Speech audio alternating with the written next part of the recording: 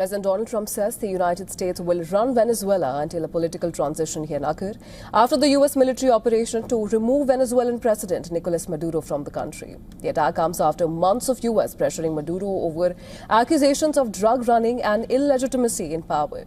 Our next story brings you a recap of the pre-dawn attack on Venezuela and how things have unfolded since then. Take a look.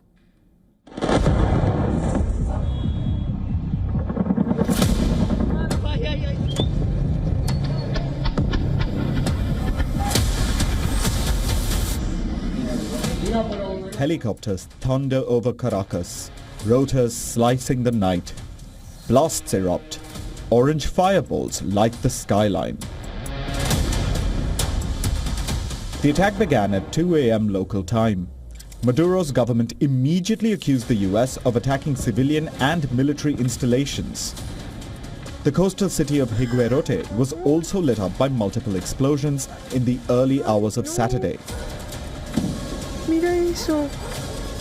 In a breathtaking escalation, U.S. forces breached the heart of the capital, seizing President Nicolás Maduro in a high-stakes raid. U.S. President Donald Trump described the attacks as a brilliant operation. We're going to run the country until such time as we can do a safe, proper, and judicious transition. So we don't want to be involved with having somebody else get in, and we have the same situation that we had for the last long period of years.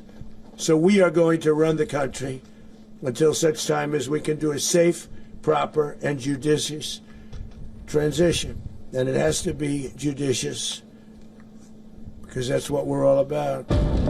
The Venezuelan government called it an imperialist attack and urged citizens to take to the streets.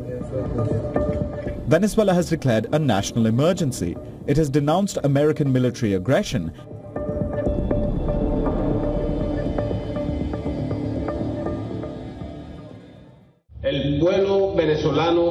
The Venezuelan nation has been the target of the most criminal military aggression by the government of the United States of America.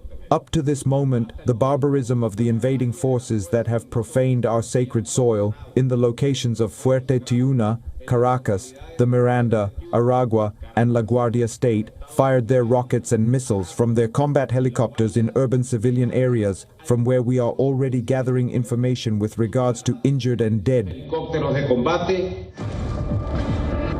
After the pre-dawn blitz, U.S. Secretary of State Marco Rubio has said that President Maduro will stand trial on criminal charges in the U.S. and has hinted at no further action against Venezuela. As the strikes began in the dead of night, residents of Caracas rushed to their windows and terraces to try and make sense of events. Trump, who deployed an aircraft carrier and warships to the Caribbean as part of what he initially presented as an anti-drug smuggling campaign, had repeatedly threatened strikes on Venezuelan soil.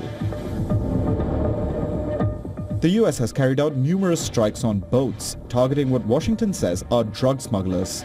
The strikes have killed at least 107 people. Maduro had earlier said that Washington wants Venezuela's oil, which it currently sells mostly to China. Venezuela has the world's largest proven oil reserves, and analysts say that access to oil could be a possible reason for America's aggression.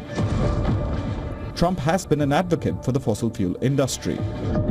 The U.S. has not made such a direct intervention in Latin America since it invaded Panama in 1989. That was to depose the then military leader Manuel Noriega. Bureau Report, WION, World is One.